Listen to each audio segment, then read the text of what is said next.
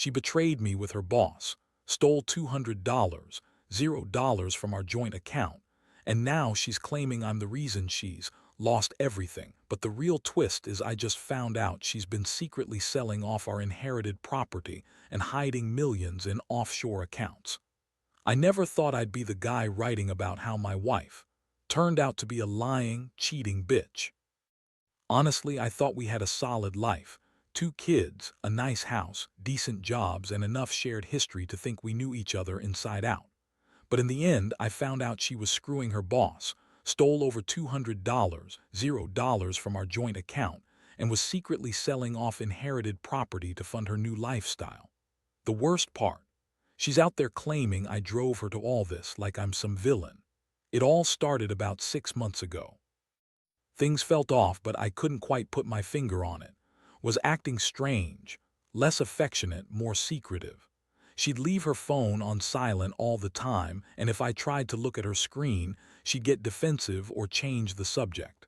She'd brush off my questions about her work, saying she was just busy or stressed. I figured it was work pressure, maybe some midlife crisis.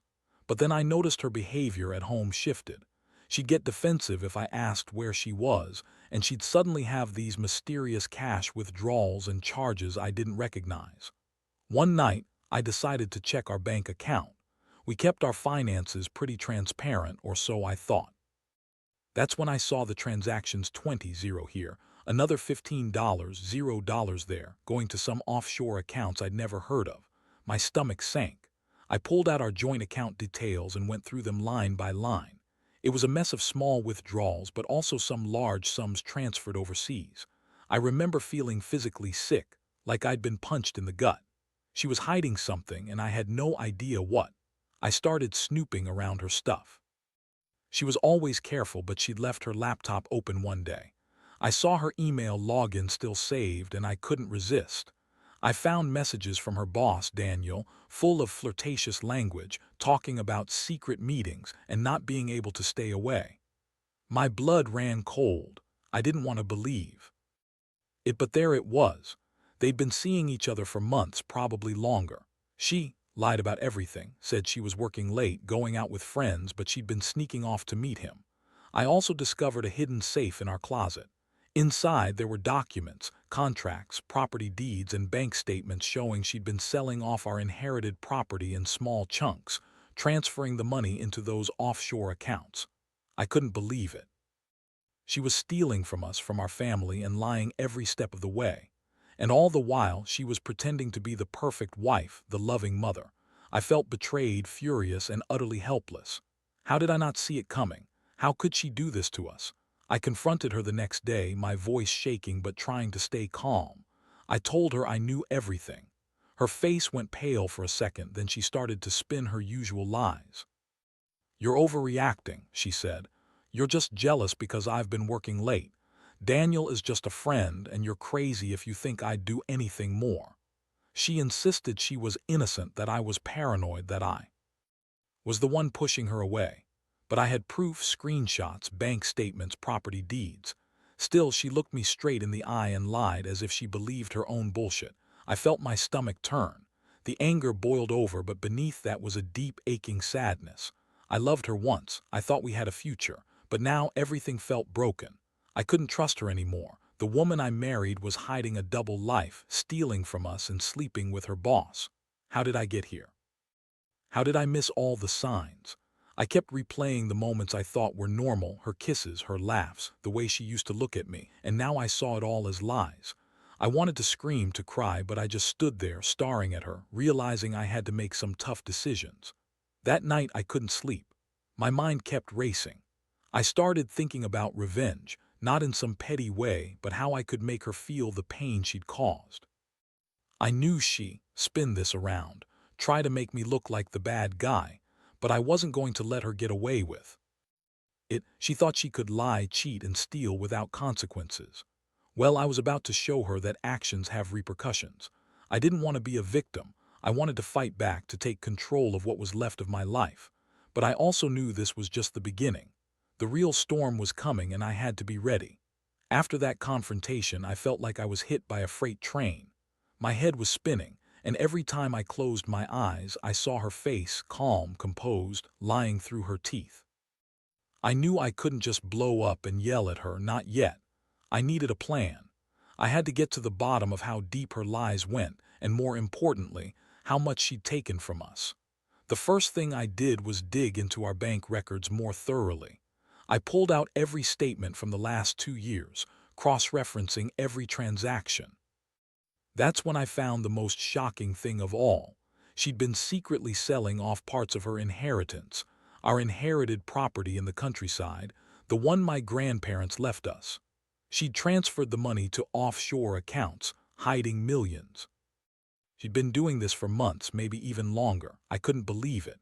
All this time I thought she was just working late or out with friends, but she was systematically draining us, selling our family legacy piece by piece. I felt sick. I trusted her, loved her, built a life with her.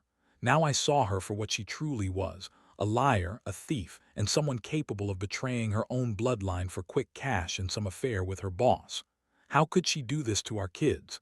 How could she live with herself? I was furious but also devastated. I felt betrayed on every level. I decided to hire a private investigator.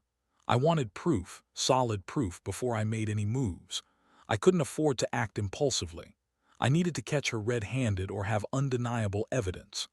I found a guy who specialized in financial infidelity cases, and within a week, he had surveillance footage of her meeting Daniel at some upscale hotel, late at night. I watched her kiss him, her hands all over him, looking like she was trying to erase the pain in her eyes, like she was trying to forget her own life. Seeing that made it real. She was cheating on me with her boss, and I had proof now. Meanwhile, I started noticing things at home. She was more irritable, more defensive. She'd lash out if I asked about her whereabouts, accuse me of being paranoid or controlling. She even started to pretend she was saving money, but I knew better. I'd seen the offshore accounts, the property deeds, the secret transfers. She was hiding a mountain of cash, probably in some shell companies or trust funds. She'd been living a double life for months, maybe longer. One night I decided I'd had enough. I sat her down and confronted her again, this time with all my evidence laid out on the table. I told her I knew about the property, the offshore accounts, everything. Her face twisted into a sneer. "You're just jealous," she spat. "You're insecure. Daniel is just and you're imagining things. You're the reason I've lost everything because you're so damn controlling." She played the victim, trying to turn it around on me, but I was done listening.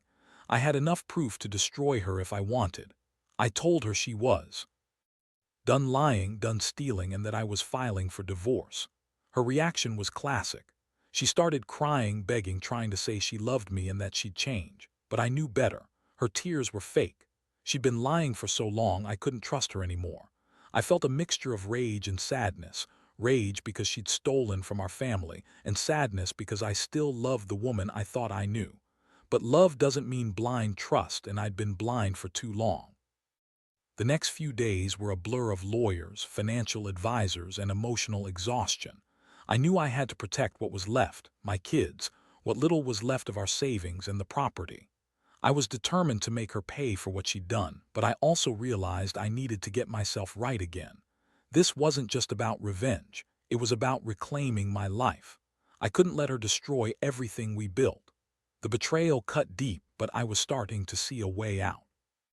I kept thinking about the future, how to rebuild, how to protect my kids from the fallout, and most of all, how I'd never let someone like manipulate or betray me again. I'd learned the hard way that sometimes the people closest to you can hurt you the most, but I was not going to be a victim. I'd fight for what's right, even if it meant burning bridges and starting over. I just hoped she'd realize someday what she lost, what she threw away for some fleeting affair and quick cash. After I gathered enough evidence to blow the lid off her lies, I knew I had to act fast. The first step was to get a lawyer, someone who specialized in divorce and financial fraud. I wasn't just worried about splitting assets. I was worried about what she might do next. She was desperate, that much was clear. She'd already lied her way through every conversation, and I could see the panic in her eyes when I laid everything out. I hired a lawyer who told me to prepare for the worst. She might try to hide even more money, or worse, try to turn the kids against me. but I was determined to protect them. My lawyer advised me to serve her with a formal divorce notice and to freeze all joint accounts immediately. I'd already started moving some funds into my own account just in case. I didn't want her to drain everything before the divorce was finalized. Meanwhile, I kept digging into her secret accounts. I found she'd been funneling money into offshore trusts, shell companies, and even cryptocurrencies. She'd been working on this for years, it seemed. I couldn't believe I'd been so blind. She'd been living a double life, lying about her stress and work while secretly building a new empire of stolen wealth. I'd always thought she was just a little ambitious, but now I saw she was a full-on con artist. One night I caught her packing a bag. She looked at me with that fake innocent face, tears welling up. "I'm leaving," she said, voice trembling. "I can't do this anymore. I need a fresh start away from your accusations." I looked at her, disgusted. She was trying to manipulate me again, playing the victim. I told her she wasn't going anywhere until we sorted out the mess she made. She yelled, called me controlling, said I was ruining her life. Honestly, I wasn't sure if I was more angry or heartbroken. I called the police that night, not to arrest her but to make sure I had documentation of her leaving without permission, just in case she tried to take the kids or hide more money.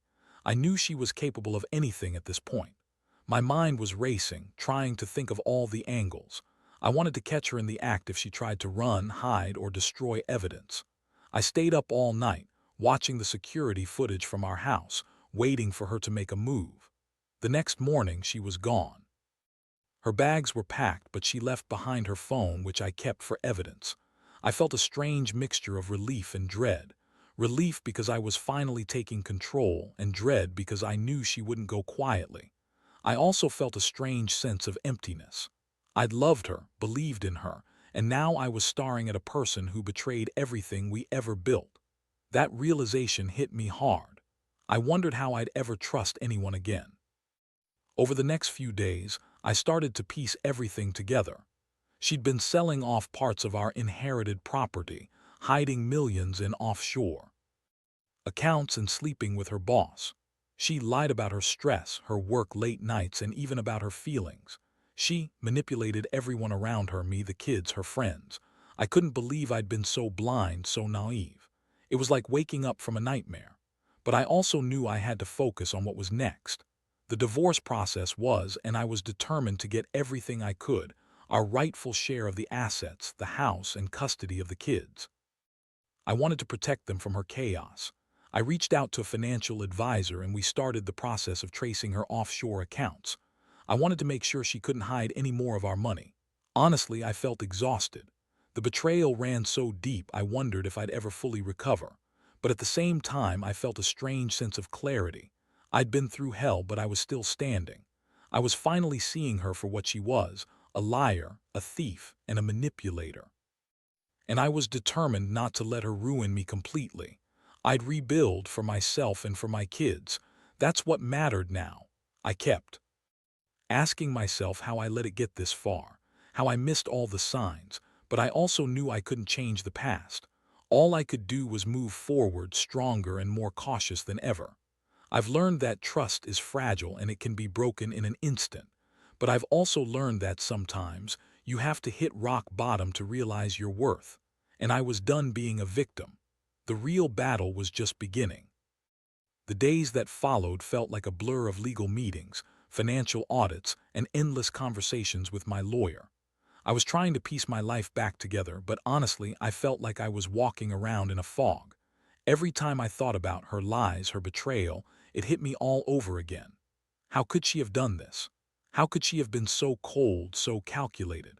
It wasn't just about the money. She'd taken pieces of our family, our future, and sold them off like they were nothing. I spent hours poring over bank statements, offshore account details, and property deeds. It was like doing a puzzle with missing pieces. She'd been funneling money into all sorts of accounts, trusts, shell companies, cryptocurrency wallets. I couldn't believe how deep the rabbit hole went. And the worst part, she'd done all this while pretending to be the perfect wife. She'd been living this double life, sneaking around with her boss, hiding assets, and lying to my face every day. One night I found myself sitting in the living room, staring at the documents spread out on the table. I felt numb. I'd always thought we had a future, that we were solid.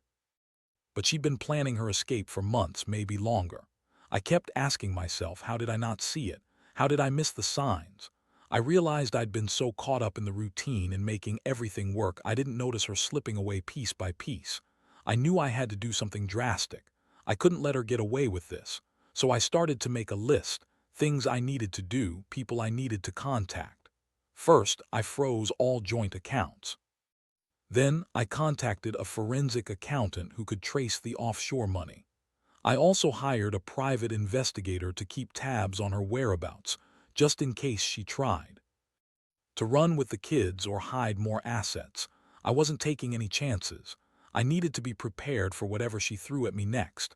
Meanwhile, she was still trying to manipulate the situation. She called me crying, claiming she was sick of the lies, that she wanted to save what was left of our marriage. Yeah, right.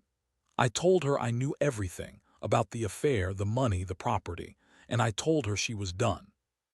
That if she tried to pull any more stunts, I'd take her to court and make sure she paid for every dime she stole. I wasn't going to let her get away with it. But even with all this planning, I couldn't shake the feeling of betrayal. How could she have lied for so long? How could she have taken our inheritance, our savings, and sold it off like it was nothing? It felt like my entire world was crashing down around me. I kept thinking about the kids, how they'd be affected by all this chaos. I swore I'd do everything in my power to protect them, to keep them from feeling the fallout of her greed and lies. I also started reaching out to old friends, people I trusted. I needed someone to talk to, someone who could give me perspective. I told them everything, and most of them couldn't believe it. They said I was lucky I found out now before she could do even more damage.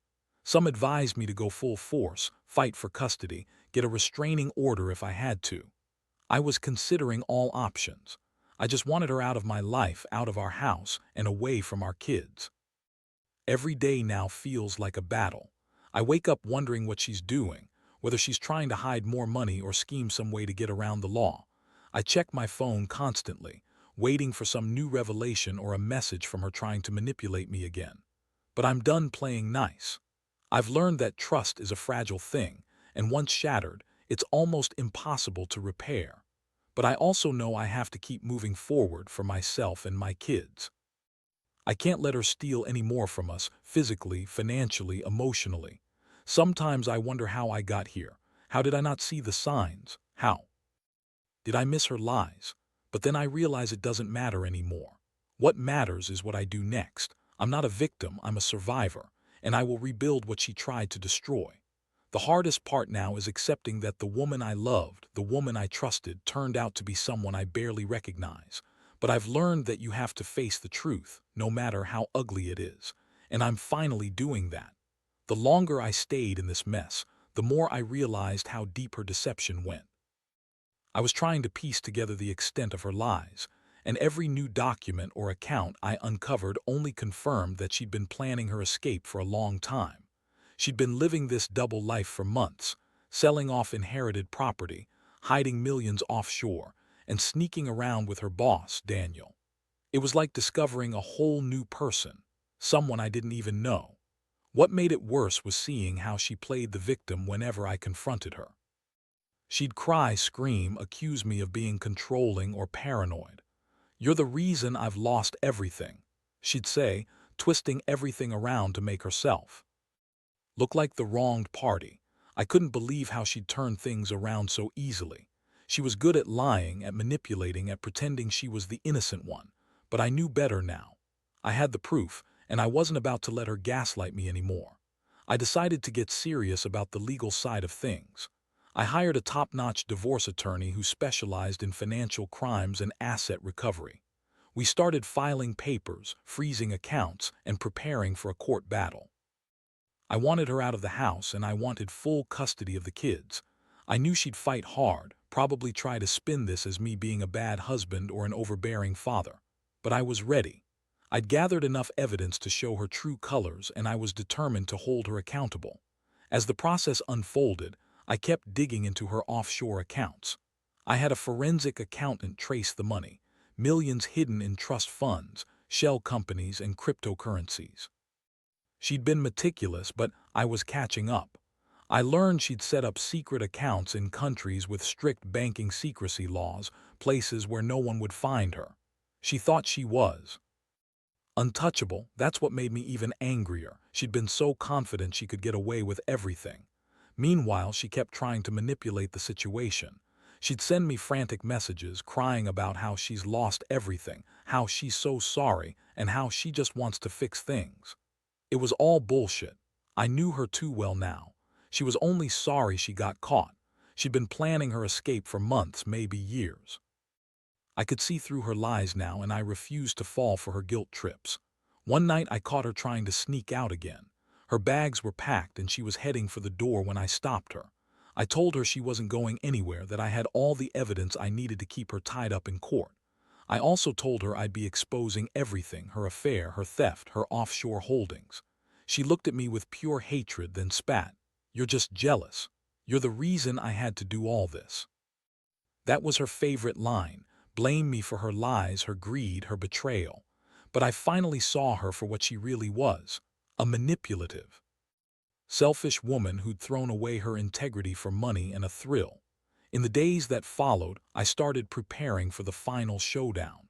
I contacted the authorities, handed over the evidence, and made sure everything was documented. I wanted her to pay for what she'd done. I also hired a private investigator to keep tabs on her, just in case she tried to run or hide even more assets. I wasn't going to let her get the last laugh. I'd worked too hard to rebuild my life to let her destroy it all over again. The most surprising thing was how much I'd changed emotionally. I'd gone from shock and anger to kind of numb resolve. I realized that I had been holding onto hope for so long, believing she'd come around, that she'd see reason. But now I saw that hope was a trap.